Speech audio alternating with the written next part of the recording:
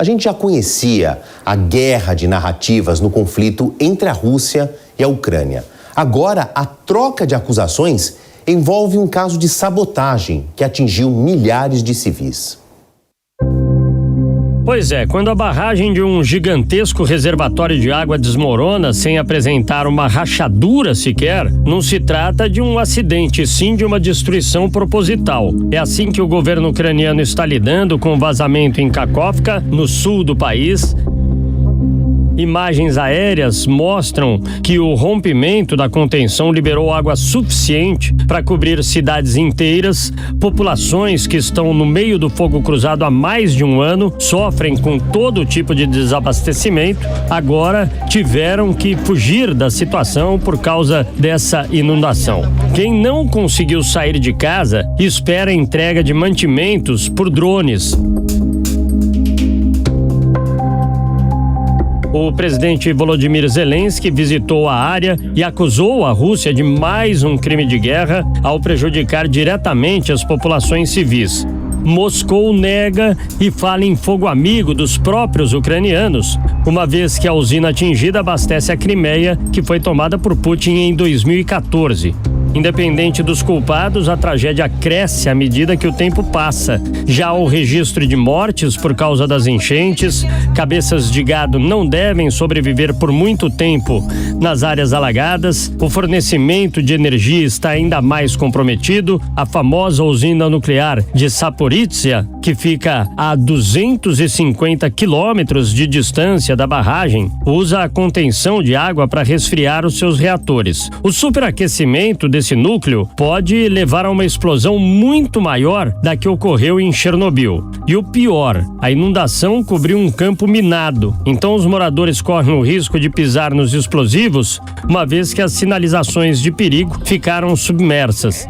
Kiev pediu que a comunidade internacional condene a ação atribuída aos militares russos.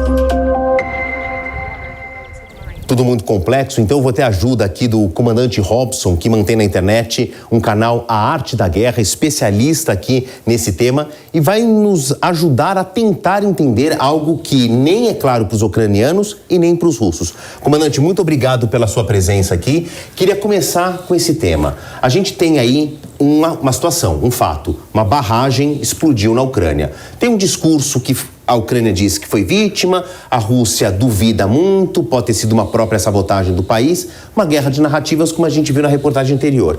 Mas uma explosão de uma barragem daquela magnitude, o que o senhor acha que aconteceu? Obrigado, Marcelo. Obrigado, ouvintes da PAN, pelo convite. Bom, Marcelo, isso aí tem cara de ser trabalho de profissional, ou de pessoal de operações especiais, ou de sapadores de engenharia que colocaram uma carga direcionada. Tem cara disso, a gente não sabe, lógico. Pode ter sido míssil, pode ter sido outra coisa. Mas a possibilidade maior é de gente especialista, gente que sabia bem o que estava fazendo, tá? E pode ter pré-programado, inclusive, essa explosão. Pode ser que esses explosivos estivessem lá há bastante tempo. Entendi também. Já que o comandante falou em míssil, a gente sabe que tem um grande protagonista nesta fase da guerra, que são os mísseis. Ora lançados pelos ucranianos, ora pelos russos. E tem um componente muito importante, que é esse drone explosivo russo, o Lancet 3. Comandante, por que ele é importante nesse cenário de guerra agora? Pois é, Marcelo, você tem que olhar uma coisa. Basicamente, o que os dois lados estão fazendo? Porque a Ucrânia tem as suas versões de mísseis também que ela recebe do Ocidente, de drones que ela recebe do Ocidente, e alguns que ela adapta também muito bem. Os dois lados tem uma engenharia militar muito capacitada. Esses drones, qual é a grande vantagem? É que eles conseguem caçar veículos móveis no campo de batalha. Não só carros de combate, artilharia propulsada, caminhões também, veículos de comando, etc. Esses drones, em geral, eles ficam, né, na posição de loitering, que seria vadiar, né? Por isso que algumas pessoas traduzem como vadiar. E quando acha um alvo de oportunidade, um alvo de valor, é direcionado para cima. Então, você nunca sabe de onde vem um ataque. Entendi. E, comandante, aqui, né, a gente está falando, então, de uma peça que tem uma espécie de uma inteligência artificial. Ele é completamente autônomo, quer dizer, ele é lançado, mas ele pode tomar uma decisão de ataque quando ele encontra um alvo pré-determinado. O Marcelo, não está muito nesse ponto ainda, o pessoal, porque existe muita controvérsia ética sobre a independência de armamentos. Okay. Existe muita controvérsia, quer se estabelecer convenções para isso, etc. Mas uma coisa se pode dizer desses artefatos, eles são extremamente eficientes. Perfeito. Você não perde, é difícil perder um tiro com isso aí. Vamos passar para outro? Shahed 136. Já vi que o senhor se animou, por que ele é importante também? Porque esse drone, ele foi desenvolvido no Irã e com componentes muito simples. Tem gente que diz que o motor dele é de motocicleta chinesa. Os componentes são muito simples. Alguns anos atrás, o governo da Alemanha quis cercear a venda de peças para o Irã. Por quê? O Irã estava comprando peças de aeromodelos. Com peças de brinquedos, eles faziam drones extremamente letais. O Shahed, o que acontece? Ele leva aí uma boa carga de explosivo, né? Acho que são 36 e às vezes um pouco mais, um pouco menos, e fica orbitando ali, entra nas defesas de Kiev e você causa uma destruição muito grande com um míssil barato, um drone barato. Um drone desse custa cerca de $20 mil. Para vocês terem uma base. Os mísseis antiaéreos Patriot, cada um custa 2 milhões. Quer dizer, para destruir um artefato desse, feito com motor de motocicleta, que custa $20 mil, você gasta 2 milhões se você acertar o primeiro míssil. Claro, né? Aqui a gente fala de 20 mil, 2 milhões. Para pessoas físicas é muito dinheiro, mas para um cenário de guerra e para estados é nada, né? Agora, se fala muito também, comandante, deste momento da guerra, da contraofensiva ucraniana, inclusive avançando em direção a território russo.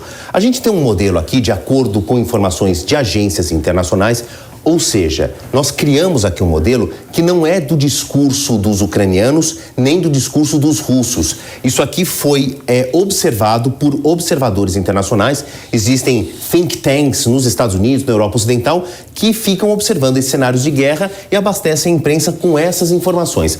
Agora, comandante, aqui a gente tem um desenho, né? Pouco rudimentar, mas eu acho que ele traduz facilmente.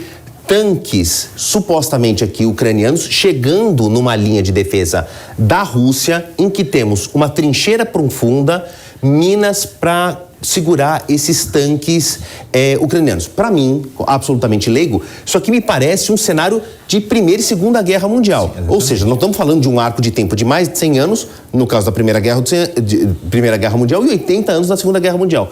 Ainda assim, essas táticas são usadas e elas são eficientes? Extremamente eficientes. Essas táticas que ambos os lados usam, porque não é só a Rússia, a Ucrânia também, são muito parecidas com a Batalha de Kursk, que aconteceu ali perto da Ucrânia, nordeste da Ucrânia. Então o que acontece? Você tem uma vala anticarro aqui, que ela é o suficientemente grande para um carro de combate entrar, mas não sair nela. Tem uma angulação também, ele vai bater e vai ficar ali. Lógico, depois você talvez consiga tirar, mas enquanto ele está parado, ele está se debatendo ali, você consegue atingi-lo com fogos.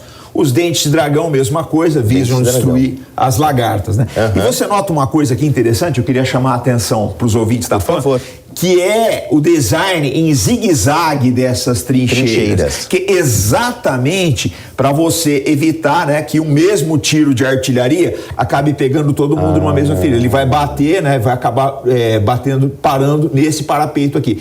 E em apoio a essa trincheira nós temos também as concertinas, né, para você dificultar o trabalho de engenharia. E aqui você tem provavelmente uma trincheira de comunicação que ela dá alcance para uma trincheira mais recuada.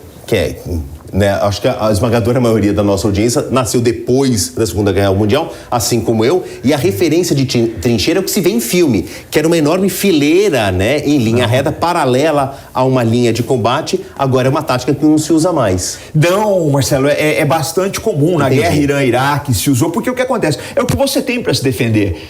Você está no campo de batalha, você está ali numa posição exposta. Então, o que as pessoas às vezes não fazem ideia, e fica meio difícil até mostrar no desenho, é que às vezes as trincheiras, elas viram uma verdadeira cidade. Você tem trincheiras de comunicação, você precisa instalar um hospital de campanha, você vai ter que fazer comida aí, não tem como, você tem um abrigo. Agora, o problema da trincheira, acumula água, as condições são muito insalubres, você tem pé de trincheira, você tem pneumonia, você tem doenças, você tem ratos, você tem de tudo.